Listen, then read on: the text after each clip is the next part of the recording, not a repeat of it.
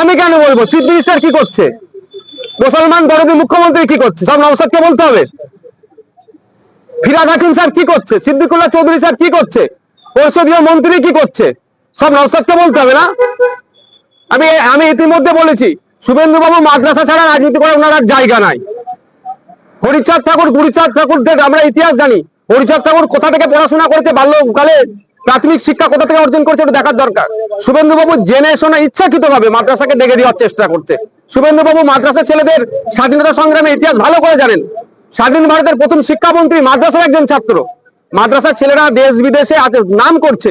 মাদ্রাসা শিক্ষার আমূল পরিবর্তনের দাবি আমরা করছি, আধুনিকরণের দাবি করছি, কিন্তু শুভেন্দু বাবু মাদ্রাসাকে ডেকে দেওয়ার চেষ্টা করছে। শুভেন্দু বাবু একবারের জন্য বললেন না যে 614টি হাই মাদ্রাসা, সিনিয়র মাদ্রাসা আছে, সেই মাদ্রাসায় প্রায় 10,000 শিক্ষক শিক্ষাকর্মী নাই, সেটা পূরণের দাবি একবারও করলেন না।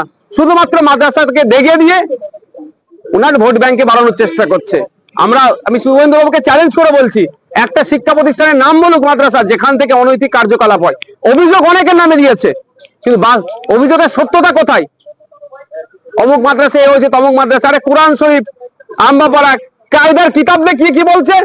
এটা কি জঙ্গি কার্যকলাপের জন্য এগুলো হয়? আর ওটার মানেটা যদি না শুভেন্দু বাবু পড়তে পারে বলুন, আমি ট্রান্সলেট করে দিচ্ছি। আর শুধু তাই নয়, বেনারস হিন্দু ইউনিভার্সিটি অ্যারাবিক ডিপার্টমেন্টের যিনি এইচওডি ছিলেন, আমি 2012 সালের কথা বলছি, তিনি একজন নন মুসলিম পণ্ডিত মানুষ। নওশাদ সিদ্দিকী যদি না ট্রান্সলেটটা যদি ভুল হতে পারে, তাহলে বেনারস হিন্দু ইউনিভার্সিটির তৎকালীন সময় যিনি ছিলেন তাকে ট্রান্সলেট করেন না। মানে কি কি আছে, আম্মাপাড়া কি আছে, সবই শুভেন্দু বাবু জানে। দুটো সম্প্রদায়ের মধ্যে বিভেদ লাগিয়ে তার ভোট ব্যাংকটাকে ধরে রাখার চেষ্টা করছে। আর এর জবাব নওশাদ সিদ্দিকীকে দিতে হবে কেন? রাজ্যের সংখ্যালঘু মুখ্যমন্ত্রী মমতা ব্যানার্জি চুপ থাকবেন কেন?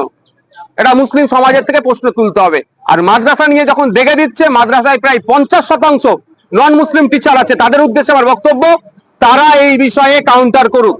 সিনিয়র মাদ্রাসা, হাই মাদ্রাসা থেকে 10 থেকে 15% নন মুসলিম ছেলে মেয়েরা পড়াশোনা করে, তাদেরকেও দেখে দেওয়া হচ্ছে। তাদের পরিবারের উদ্দেশ্যে বলবো, এই মিথ্যার আপনারা জবাব দেবেন।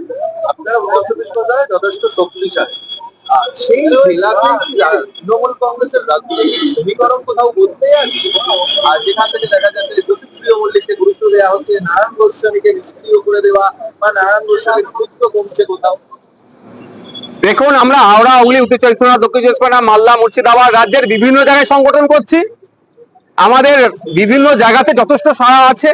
আমরা রাজনৈতিক ভাবে নবীন, ফলে আমাদের সংগঠনটাকে গুছিয়ে উঠতে আমাদের দেরি হচ্ছে।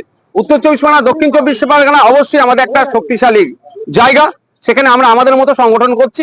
কে কাকে, তৃণমূল কংগ্রেস কাদের কি জেলখাটা, কাকে কি দায়িত্ব দেবে, ওতে আমাদের ফারাক পড়ে না। হ্যাঁ, এরা হিংসাতে আমাদেরকে হারিয়ে দিচ্ছে, প্রশাসনকে কাজে লাগিয়ে মিথ্যা কেস দিয়ে আমাদেরকে দমন করার চেষ্টা করছে।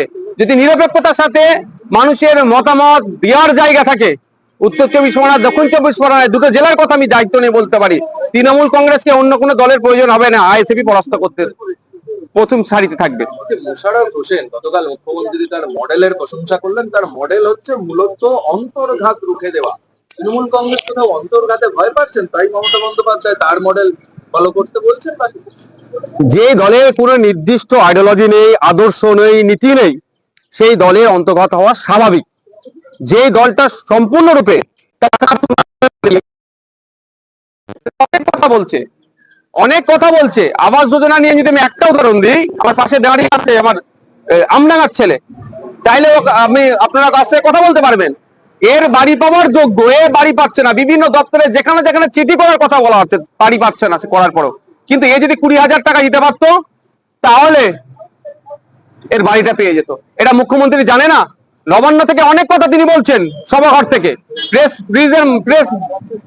প্রেসকে বলছেন যে দুর্নীতি প্রশ্রয় দেব না, কিন্তু তার দলের বুথ স্তরের বিভিন্ন স্তরের নেতারা যেভাবে দুর্নীতি করছে, শুধু আবাস যোজনার একটা উদাহরণ নাই, প্রতিটা সেক্টরে এই ধরনের উদাহরণ আছে। তারা টাকা তুলছে, এই টাকা তোলার রেশিওটা কার হাতে, মানে কে কোথাটাই ঊর্ধ্বতন নেতাদের কাছে পাঠাবে, কে পাঠাবে, এটা নিয়ে এখন কন্ট্রোল কে করবে, এটা নিয়ে এদের অন্তদ্বন্দ্ব। মুসলিম মুখের ক্ষেত্রে কোথাও পরিবর্তন আনতে চাইছে, মানে সামিরুল ইসলাম যথেষ্ট গুরুত্ব পাচ্ছেন, মোশাররফ হোসেন গুরুত্ব পাচ্ছেন, সিদ্দিকুল্লাহ চৌধুরী, ফিরহাদ হাকিমদের পরিবর্তে মানে মমতা বন্দ্যোপাধ্যায় এই ক্ষেত্রে যে নবীনদের বেশি ভরসা করছে। দেখুন, আমি এই তত্ত্বে একদমই বিশ্বাসী নয়। যে ফিরহাদ হাকিম সাহেব মুসলমান বলে বড় কিছু করে ফেলবেন মুসলমানদের, সিদ্দিকুল্লাহ চৌধুরী সাহেব বিশাল কিছু করে ফেলবেন, জাভেদ খান সাহেব বিশাল কিছু করে ফেলবেন, মুশাররফ সাহেব বিশাল কিছু করে ফেলবেন, সামিরুল সাহেব বিশাল কিছু করে ফেলবেন, আমি এই তত্ত্বে বিশ্বাসী নয়। কারণ আমি তো বিধানসভার মধ্যে দীর্ঘদিন ধরে আছি, মানে আমার পিরিয়ডটাতে আমি তো সেই অর্থে কামাই করিনি। যখন জল জমি জঙ্গলের অধিকার কেড়ে নেওয়া হচ্ছে, আদিবাসীদের উপর অত্যাচার নামছে, সে দেউচা থেকে শুরু করে অগরপুর থেকে শুরু করে বিভিন্ন জায়গাতে বিধানসভার মধ্যে তৃণমূলেরও অনেক আদিবাসী সমাজের সংরক্ষিত কোটা থেকে এসে এমএলএ হয়ে আছেন, মিনিস্টার হয়ে আছেন, তাদের মুখে কোনো কথা নাই। এসটি কমিউনিটির উপরে যখন দমনপীড়ন হচ্ছে তখন তাদের বিরুদ্ধে কোনো কথা নাই, দেখতে পাচ্ছি না। ব্যুরো রিপোর্ট, সোনারপুর বার্তা।